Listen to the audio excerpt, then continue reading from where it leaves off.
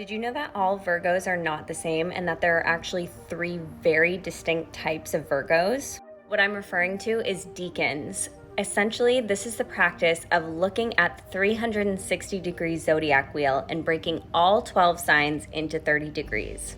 Now, once you do that, each of those signs is then going to be broken into 3 decans. Decans are the first 10, 20, and 30 degrees of each sign. But because there are only 28 days in each zodiac season, it's an approximation on the dates.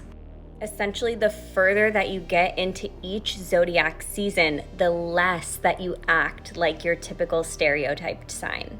So we all know Virgos to be known as that anal, nitpicky perfectionist, natural-born healer, earthy, grounded sign.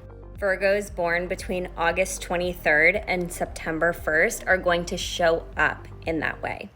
These folks are considered decan 1, the first decan of Virgo. They're detail-oriented, they can come off quite critical, but they're actually not well-versed in taking criticism. But those born between September 2nd and 11th are going to fall under the second decan, which is actually a Capricorn decan.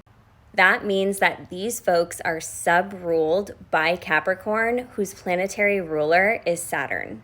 Capricorn decan Virgos are going to be much more hardworking. They're going to be focused on titles and accolades and ultimately want success in both a monetary and a reputation-based way in this lifetime.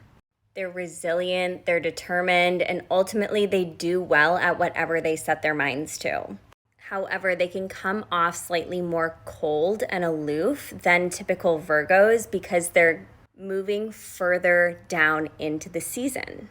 Now we get into decan 3, which is going to be September 12th to the 22nd. This is going to be the Taurus decan.